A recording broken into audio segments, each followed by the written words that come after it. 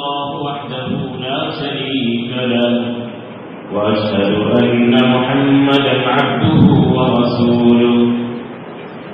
يا أيها الذين آمنوا اتقوا الله حق تقاته ولا تموتن إلا وأنتم مسلمون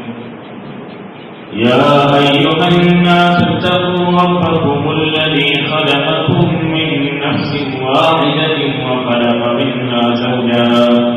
وبث منهما رجالا كثيرا ونساء واتقوا الله الذي تساءلون به والأرحام إن الله كان عليكم رقيبا يا أيها الذين آمنوا اتقوا الله وقولوا قولا سديدا يصلح لكم أعمالكم ويغفر لكم ذنوبكم ومن يطع الله ورسوله فقد فاز فوزا عظيما أما بعد فإن خير الحديث كتاب الله وخير الهدي هدي محمد صلى الله عليه وسلم وشر الأمور محدثاتها وكل محدثة بدعة وكل بدعة ضلالة وكل ضلالة في النار أعوذ بالله من الشيطان الرجيم بسم الله الرحمن الرحيم قاف والقرآن المجيد بل عجبوا أن جاءهم منذر منهم فقال الكافرون هذا شيء عجيب أإذا متنا وكنا ترابا ذلك رجع بعيد قد علمنا ما تنقص الأرض منهم وعندنا كتاب حفيظ بل كذبوا بالحق لما جاءهم فهم في أمر مريج أفلم ينظروا إلى السماء فوقهم كيف بنيناها وزيناها وما لها من فروج والأرض مددناها وألقينا فيها رواسي وأنبتنا فيها من كل زوج بهيج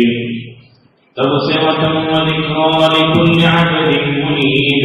ونزلنا من السماء ماء مباركا فأنبتنا به جنات وحب الحصيد والنخل باسقات لها طلع نضيد رزقا للعباد وأحيينا به بلدة ميتا كذلك الخروج وقال تعالى وما أمروا إلا ليعبدوا الله مخلصين له الدين حنفاء ويقيموا الصلاة ويؤتوا الزكاة وذلك دين القيمة محترم دینی بھائی بزرگوں نوجوان ساتھیوں عزیز بچوں اسلامی ماؤں اور بہنوں اللہ رب العزت کا ہم سبوں پر بے پایا کرم اور احسان ہے جس نے اپنی بخشش اور عنایتوں سے ہم سب کو مسلمان بنایا مومن بنایا اللہ رب العزت کی طرف سے ملی ہوئی تمام نعمتوں میں سب سے عظیم اور قیمتی نعمت ایمان اور اسلام ہے اس نعمت کے مقابلے دنیا کی ساری نعمتیں بے معنی اور بے مطلب ہیں چاہے وہ مال ہو دولت ہو عزت ہو شہرت ہو منصب ہو جاہ و جلال ہو سب نعمتوں کا ایک دن انت اور خاتمہ ہے نعمت ایمان ایک ایسی نعمت ہے جو انسان کے ساتھ مرنے کے بعد قبر میں اور اس کے بعد آخرت تک اس کے ساتھ جانے والی ہے اس لیے ایک بندے مومن کو سب سے زیادہ اپنے دل میں اسی بات کا احساس زندہ رکھنا چاہیے کہ اللہ نے ہمیں اگر کچھ بھی نہ دیا ہو اس نے ہمیں مومن بنایا ہے تو سب کچھ اس نے ہمیں دے دیا ہے اس لیے میرے بھائیوں اللہ کی نگاہ میں اس نعمت ایمان کے مقابلے دنیا کی تمام نعمتوں کی کوئی وقار نہیں۔ اللہ کے یہاں ہماری ایمان کی قیمت اور اس نعمت کی قدر اگر ہمیں جاننا ہے تو ایک چھوٹی سی حدیث اور ایک چھوٹے سے عمل کی بنیاد پر ہم اور آپ اس کا فیصلہ کر سکتے ہیں۔ نبی محترم صلی اللہ علیہ وسلم نے ارشاد فرمایا، ایک بندے مومن فجر کی نماز سے پہلے جو 2 رکعتیں ادا کرتا ہے سنت کے طور پر، فرض نہیں، تو سنت جو ادا کرتا ہے اس کا مقام اللہ کی نگاہ میں اتنا زیادہ ہے کہ وہ 2 رکعتیں ایک طرف اور اس کے مقابلے دنیا کی جتنی بھی نعمتیں ہیں، 1-2 گھر 1-2 ملک نہیں، دنیا میں جتنی نعمتیں ہیں ساری نعمتیں ایک طرف رکھ دی جائیں تو ان 2 رکعتوں کا مقابلہ یہ ساری نعمتیں نہیں کر سکتی۔ اللہ رب العزت نے ہم سب کو ایمان کی بدولت، ایمان کی برکت سے ایسی نعمتیں ہم سب کو عطا فرمائی ہے۔ اللہ کی قسم ہمارا مقام اللہ کی نگاہ میں اتنا بڑا ہے کہ جب اس دنیا میں ہم اور آپ جیسا کوئی نہیں رہ جائے گا، اللہ کا نام لینے والا کوئی نہیں رہ جائے گا، تو اللہ کو اس دنیا کے باقی رکھنے کی کچھ بھی پڑی نہیں ہے۔ اس دنیا کا اسی دن اللہ رب العزت خاتمہ فرما دے گا۔ یہ دنیا باقی ہے صرف کس کی وجہ سے؟ اللہ کے مومن بندوں کی وجہ سے۔ اس دنیا سے اللہ کہنے والے ختم ہو جائیں گے، اس دنیا کا نظام اللہ رب العزت ختم کر دے گا۔ ہم اور آپ کو اپنا مقام اگر جاننا ہے تو اس بات سے پتہ لگا سکتے ہیں، اللہ کے نبی صلی اللہ علیہ وسلم نے فرمایا، اللہ کے ہاں اس پوری زمین آسمان اور اس پورے نظام کا ٹوٹ پھوٹ کے درہم برہم ہو جائے، آسمان بھی گر جائے، ساری زمین تحت نحس ہو کر کے پورا نظام بگڑ جائے، اللہ کے لیے کوئی بڑی بات نہیں ہے۔ لیکن ایک اس کے مومن بندے کا جس کے اندر ایمان ہے، صرف انسان نہیں ہے ایمان بھی ہے، تو اللہ کی نگاہ میں ایک مومن بندے کا قتل ہو جانا آسمان و زمین کی اس پورے نظام کے ٹوٹ پھوٹ جانے سے بہت زیادہ ہے۔ اللہ نے ہم کو اتنا بڑا بنایا ہے، ہم اور آپ اپنا مقام خود تو جانے اور سمجھے کہ اللہ نے ہم کو کتنا بلند کیا ہے، کتنی بلندی عطا فرمائی ہے۔ ہمارے مقابلے میں ان کی کوئی وقت نہیں ہے جن کے پاس ایمان نہیں ہے۔ اللہ نے فرمایا، اولئک کالانعام بل ھم اضل، وہ لوگ اللہ کی نگاہ میں روڈوں پر چلنے والے، گھومنے والے چوپائیوں سے زیادہ کچھ بھی نہیں جو اللہ رب العزت کے منکر ہیں، بلکہ ان سے بھی گئے گزرے ہیں جن کے پاس ایمان نہیں ہے۔ کوئی دھرتی پر چلنے والے سب سے بدترین لوگ ہیں، جن کے پاس ایمان ہے وہ اللہ کی نگاہ میں اولئک ھم خیر البریہ، وہ زمین کے سب سے پسندیدہ لوگ ہیں۔ میرے بھائی میرے دوستو، ضرورت اس بات کی ہے کہ ہم دوسروں سے اپنے مقام، اپنی ویلو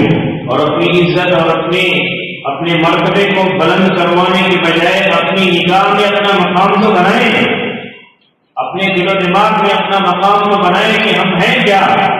اللہ نے ہمیں کتنا بلند بنایا ہے۔ جس دن یہ مطلب اور یہ مفہوم اور اس فکر کو ہم پیدا کر لیں گے تو مسلمان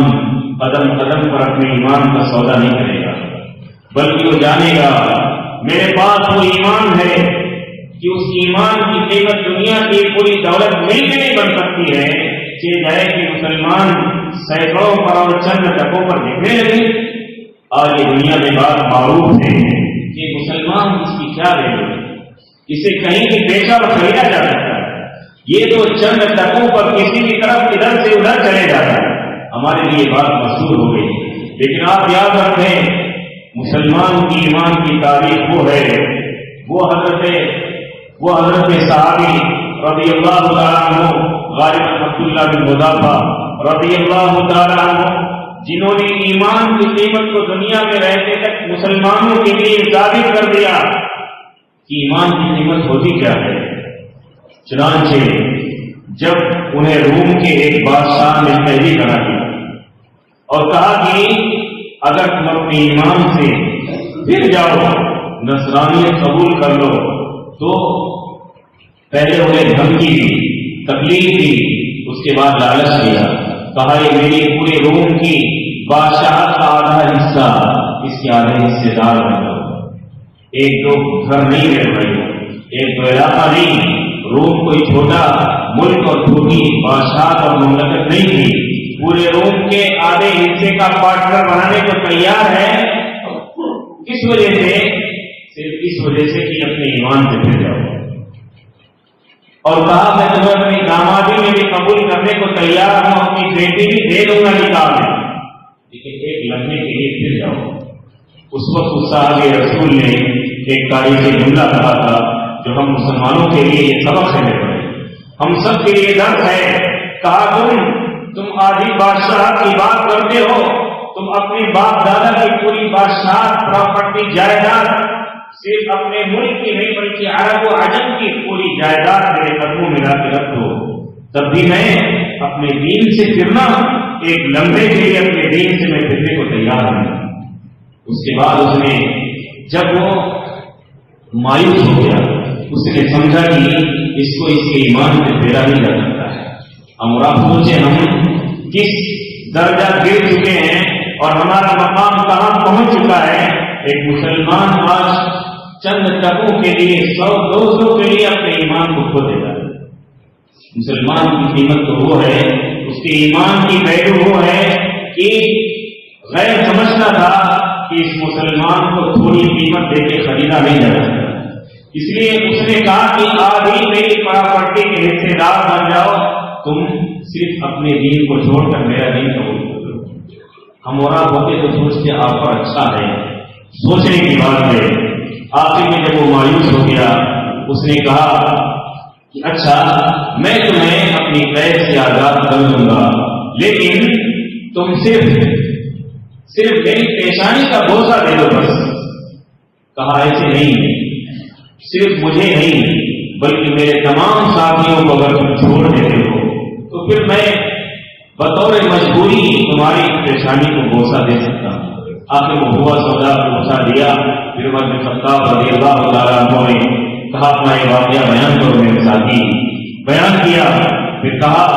بڑھ کر کے اس اپنے ساتھی کی پیشانی کو چوما اور کہا میرے ساتھی نے آج اسلام کے نام پر وہ رول ادا کیا ہے کہ مسلمانوں کا ہر فرد اس کی پیشانی کو بوسہ دے۔ مسلمان وہ ہے میرے بھائی، ایمان ہمارا وہ ہے، اس ایمان کی ہم خود قدر کریں کہ اللہ نے ہمیں کتنا بلند بنایا ہے، کتنا بلند کیا ہے۔ ایک مسلمان پھٹے پرانے کپڑے میں رہے چلے گا، لیکن اس پھٹے پرانے کپڑے میں رہنے والے مومن کی قیمت اللہ کی نگاہ میں اتنی زیادہ ہے کہ اگر کوئی اس ایمان سے محروم انسان دنیا کی تمام نعمتوں میں چل رہا ہو تو اس مسلمان کو ہمیشہ اپنے آپ کو اس سے بلند سمجھنا چاہیے کہ میرے پاس دولت نہ صحیح، میرے پاس رہنے کو گھر نہ صحیح، میرے پاس چلنے کے لیے سواری نہ صحیح، میری کوئی بظاہر دنیا میں فقط اور قیمت نہیں، لیکن میرے پاس ایمان ہے تو اللہ کی نگاہ میں بہت بلند ہوں۔ میرے بھائی اور دوستو، یہ غلط نہیں کہ ایمان کی کتنی ویلیو اور قیمت میں آپ کے سامنے گناؤں۔ میں نے خطبہ مسنونہ کے بعد سورۃ البینہ 30ویں پارے کی ایک متوسط سورہ ہے سورۃ البینہ، اس میں اللہ رب العزت نے فرمایا کہ میں نے اپنے مومن بندوں کو، ایمان والوں کو اس بات کا حکم دیا ہے کہ جو بھی عبادت کریں وہ صرف اللہ کے لیے کریں، جو بھی وہ عمل کریں وہ صرف اللہ کے لیے کریں۔ انہیں اس بات کا حکم دیا گیا ہے عمل جو بھی اللہ کو راضی کرنے کے لیے جو بھی نیک عمل کیا جائے وہ سب کا سب عبادت ہے۔ عبادت صرف اللہ کے گھر میں جھکنے کا نام نہیں ہے، عبادت صرف نماز پڑھنے کا نام نہیں ہے، روزہ رکھنے کا نام نہیں ہے۔ عبادت ہر وہ عمل ہے، ہر وہ چھوٹا بڑا عمل ہے جسے بندہ اللہ رب العزت اور اس کے نبی صلی اللہ علیہ وسلم کی بتائی ہوئی ہدایت اور تعلیم کی روشنی میں انجام دیتا ہے، یہاں تک کہ وہ اگر باہر جا کر کے کمائی اس لیے کرتا ہے کہ میں اپنے بچوں کو حلال روزی کھلا سکوں، تو یہ بھی عبادت ہے، یہ بھی اس کے لیے بندگی ہے، وہ ساری بندگی اللہ کے لیے کرے۔ ہم سب کو اس بات کا حکم ہے کہ ہمارے سارے عملوں کا دار و مدار اللہ کی خوشنودی اور اس کو راضی کرنے کا مقصد ہے۔ اسی لیے آپ اگر غور کریں گے، امام بخاری رحمہ اللہ نے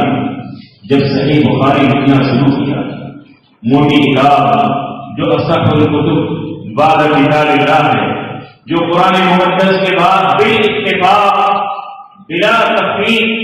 بلا کسی اختلاف کے اس کائنات کی سب سے صحیح ترین کتاب ہے، جسے امام بخاری رحمہ اللہ نے بڑی محنت سے لکھا ہے اور اس کی صحت کی پوری کوشش کی ہے اور امت نے اتفاق کیا ہے کہ اس میں جو بھی امام بخاری رحمہ اللہ نے حدیث رسول صلی اللہ علیہ وسلم کے نام پر درج کیا ہے وہ ساری کی ساری صحیح ہے۔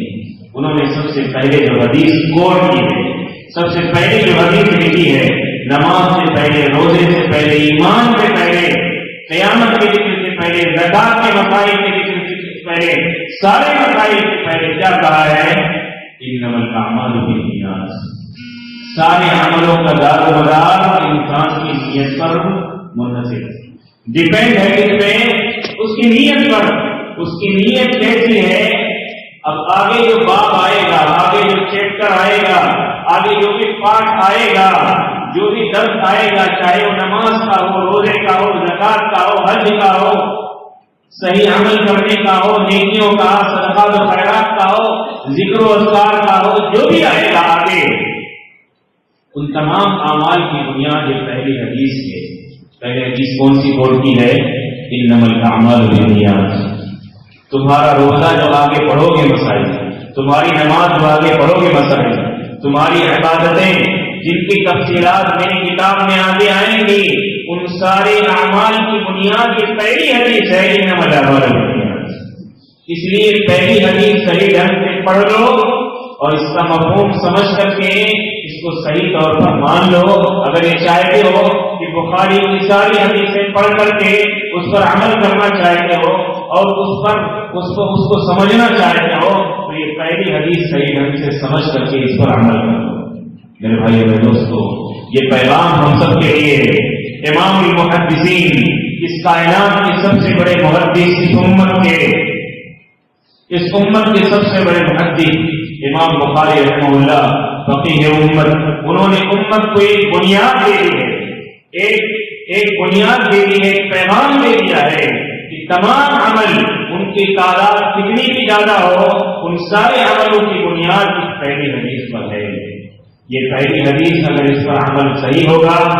اس پر اپلائی تمہاری صحیح ہوگی، اس پر تم تطبیق صحیح سے کرو گے تو پھر آگے کے تمام اعمال تمہارے قبولیت کا درجہ پائیں گے، ورنہ آگے تم کتنا بھی پڑھتے جاؤ، عمل کرتے جاؤ، بے معنی ہو جائے۔ ہماری زندگی کا یہ مفہوم ہے بھائی، آدمی جو بھی عمل کرے اس کی پہلی نگاہ یہ ہو کہ اللہ کے یہاں یہ قبول کیسے ہوگا، وہ کم ہو زیادہ ہو، اللہ کے یہاں کم زیادہ سے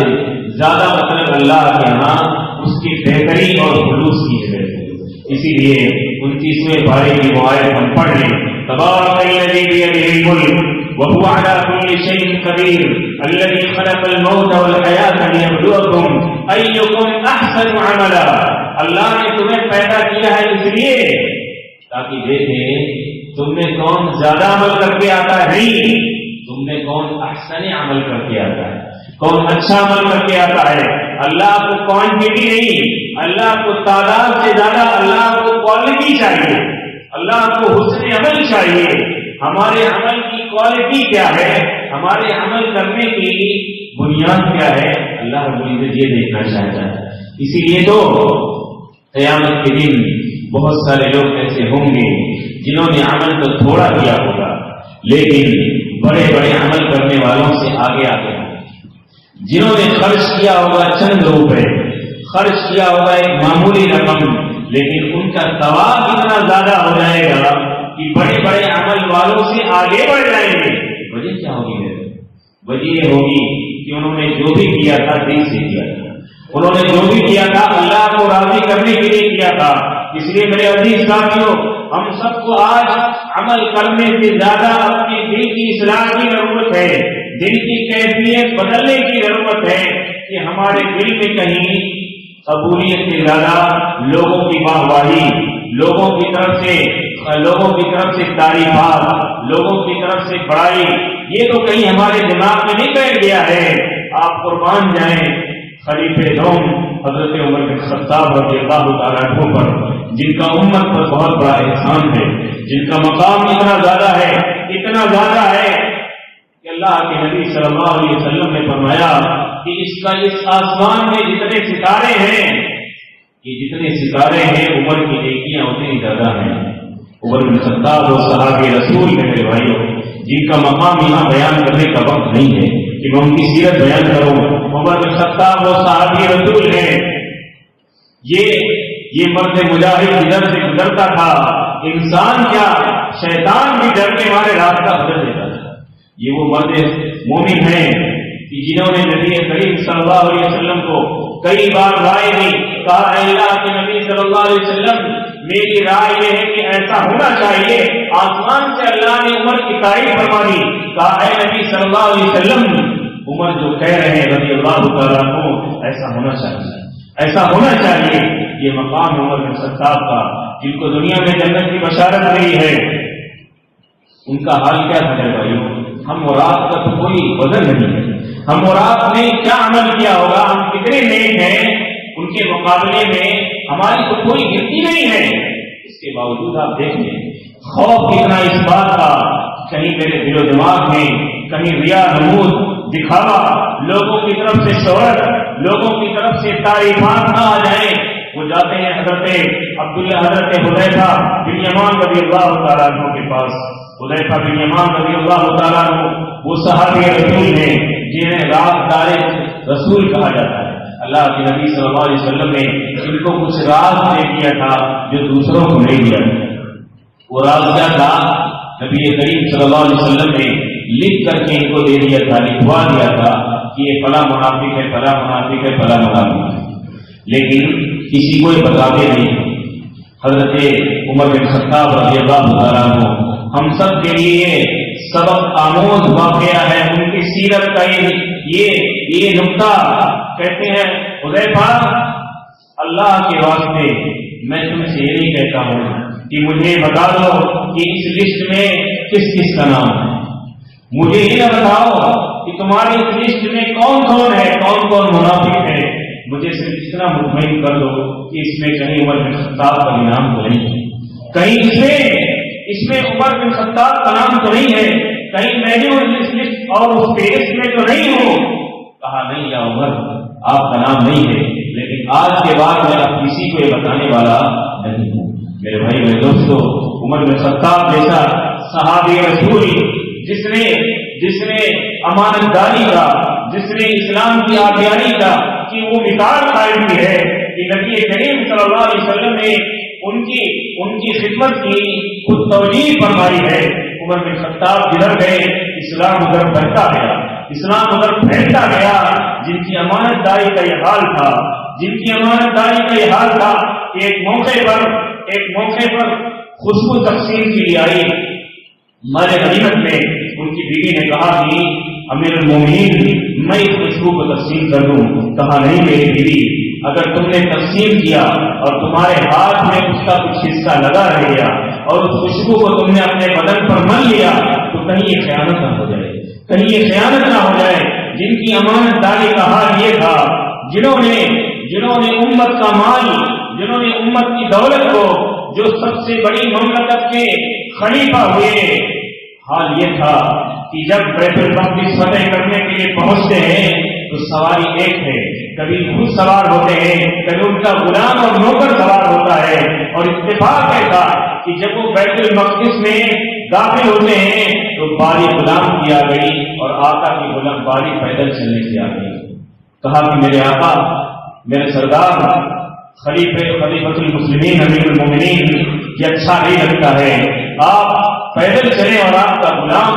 اس شہر میں جسے فتح کیا گیا ہے آپ پیدل چلیں، آپ سوار ہو جائیں، اگرچہ میری باری ہے۔ کہا نہیں، یہ تمہاری باری ہے، تم ہی سوار ہوگے، جس کے بدن پر کئی پیوند اور کئی چکیاں اور کئی کپڑے لگے ہوئے ہیں۔ اسی حال میں وہ صحابی بیت المقدس کی فاتح کی حیثیت سے پہنچتا ہے، اس صحابی رسول کے ڈر کا یہ عالم ہے، اس خلیفۃ المسلمین کا، اس امیر المومنین کے دل میں اللہ کے خوف کا یہ عالم ہے کہ کہیں میرے دل میں منافقوں کی صفت تو نہیں پیدا ہوگی۔ کیا ہم سب کو یہ فکر کرنے کی ضرورت نہیں؟ ہم سب اتنے ہی بیٹھے ہیں کہ ہم جو بھی کر رہے ہیں سب ہمارا اللہ اپنے آپ پہنچ رہا ہے، ہم جو بھی کر رہے ہیں اللہ سب قبول کر رہا ہے، ہم تو سب اللہ کے لیے کر رہے ہیں۔ ہم دنیا سے واہوائی بھی لیتے رہتے ہیں، دنیا کی تعریفات بھی لیتے رہتے ہیں۔ اللہ کے ابن قیم رحمہ اللہ نے کہا تھا کہ اگر تم اپنے عمل میں اخلاص پیدا کرنا چاہتے ہو تو سب سے پہلے ناامیدی کی چھری سے اپنی تما اور لالچ کو قتل کر دو۔ ناامیدی اور لالچ کو، ناامیدی کی چھری سے اپنی لالچ کو اور تما کو، چاہت کو اور مدح و ثنا کو، لوگوں کی تعریف کو، لوگ ہمیں اچھا کہیں، اسے اپنی اس چھری سے دبا کر دو۔ اگر تم مخلص بننا چاہتے ہو، اگر مخلص بننا ہے تو لوگوں کی تعریفات، لوگ ہمیں واہوائی دیں، لوگ ہمیں اچھا کہیں، ہم پر فون پر تعریف کریں، آئے تو ہمارے ہاں بہت اچھے صاحب، آپ ہی تو سب کچھ کر رہے ہیں، آپ ہی کے ذریعے تو سب ہو رہا ہے۔ سامنے تعریف کرنے والا یہ گویا آپ کی چاپلوسی کر رہا ہے، وہ آپ کی سامنے تعریف کرنے کے بجائے آپ کے پیچھے تعریف کریں اور آپ کو اپنی دعاؤں میں یاد رکھیں۔ اسی لیے حکم ہے شریعت کا کہ جو تمہارے سامنے تمہاری تعریف کرے اس کے منہ میں خاک ڈال دو، اس کے منہ میں مٹی ڈالو اور کہو کہ میری تعریف میرے سامنے مت کرو۔ لیکن ہم اور آپ اپنی تعریف اپنے کانوں سے خود سننا چاہتے ہیں کہ لوگ ہمارے کردار کو، ہماری خدمت کو، ہاں آپ نے تو جو کر دیا ہے وہ شاید نہیں کر سکتے، آپ ہی تو سب کچھ کرتے ہیں۔ آدمی سن کر مگن ہوتا ہے، سن کے وہ خوش ہوتا ہے۔ اس طرح کی تعریفات سے اپنے آپ کو بچائیں گے۔ اللہ رب العزت کا یہ وعدہ ہے، وہ اپنے بندوں کی خدمتوں کو ضائع نہیں کرتا ہے، وہ لوگوں کی نگاہوں میں اسے کبھی نہ کبھی کیسے نہ کیسے وہ بٹھا دیتا ہے، اس کا انتظام اللہ کرتا ہے۔ آپ اس کی فکر نہ کریں۔ اس لیے بھی لوگوں کے دلوں میں محبت اور نفرت پیدا کرنے والا کون ہے؟ اللہ رب العزت۔ ہم اور آپ یہ چاہیے کہ خود سے اپنی تعریف کر کے لوگوں کی نگاہ میں محبوب بن جائیں، ممکن نہیں ہے۔ اللہ رب العزت محبت لوگوں کے دلوں میں خود بٹھاتا ہے، اللہ اس کا انتظام کرتا ہے۔ آپ سوچیں حضرت حسن یا حسین رضی اللہ تعالیٰ عنہ کے تعلق سے ان کی سیرت میں یہ واقعہ منقول ہے۔ وہ زندگی بھر بہت سارے علاقے کے اپنے غریبوں اور مسکینوں کے گھروں پر رات کی تاریکی میں جا کر کے ان کے گھر کے باہر وہ راشن اور غلہ اور ان کے گھر کا خرچ باہر دروازے پہ رکھ کے چھپکے سے آ جائے گا۔ یہ اخلاق کسی کو پتا نہیں کہ یہ کون پہنچاتا ہے، کون اللہ والا ہے یہ پہنچاتا ہے۔ جب ان کی وفات ہو گئی تو یہ سلسلہ بند ہو گیا۔ تب لوگوں نے جانا کہ یہ کام نواز رسول رضی اللہ تعالیٰ عنہ کیا کرتے تھے۔ کیا ہم نے اپنی زندگی میں کوئی ایسا عمل کیا ہے جس کی خبر اللہ کے سوا کسی کو نہ ہو؟ ہم اور آپ جا کر کے بیٹھ کے اپنے گھر میں اور رات کو سونے سے پہلے بستر پر اس کو سوچنا کہ میں نے زندگی میں کوئی ایسا بھی عمل کیا ہے کہ اللہ کے سوا کسی کو اس کا علم نہ ہو۔ اور یہ اخلاص اتنا بڑا ہے، اتنی اہمیت کا حامل ہے میرے بھائیوں کہ اس خلوص سے کیا ہوا عمل آدمی کا چاہے وہ چھوٹا اس سے چھوٹا کیوں نہ ہو اسے اتنا بلند کر دیتا ہے جس کا ہمیں اندازہ نہیں۔ اللہ کے نبی صلی اللہ علیہ وسلم کی اس حدیث میں آپ نے یہ واقعہ بارہا سنا ہوگا۔ اس زانیہ خاتون نے، ہماری مائیں بہنیں بھی سن رہی ہیں وہ بھی سنیں، اس خاتون نے جس نے اپنی زندگی میں کوئی نیکی نہیں کی، جس کا نام مشہور تھا کہ یہ بری خاتون ہے، بد اخلاق ہے، لیکن دل کا خلوص اور دل سے نکلا ہوا عمل چاہے وہ چھوٹا ہو یا بڑا ہو آدمی کو بسا اوقات اتنا بلند کر دیتا ہے کہ اس کا آدمی وہاں تک سوچ نہیں سکتا ہے۔ اس خاتون نے ایک پیاسے کتے پر صرف رحم کیا، وقت کی ضرورت تھی، اس نے دیکھا یہ پریشان جانور جو پی نہیں سکتا ہے، خود سے پانی نکال نہیں سکتا ہے، اس کے دل میں رحم آیا، اس نے دل سے وہ عمل کر دیا۔ اللہ رب العزت نے اس کی تمام برائیوں پر اس ایک عمل کو بھاری کر دیا میرے بھائی، اسے جنت مل گئی۔ آپ سوچیں وہ واقعہ صحیح بخاری اور دیگر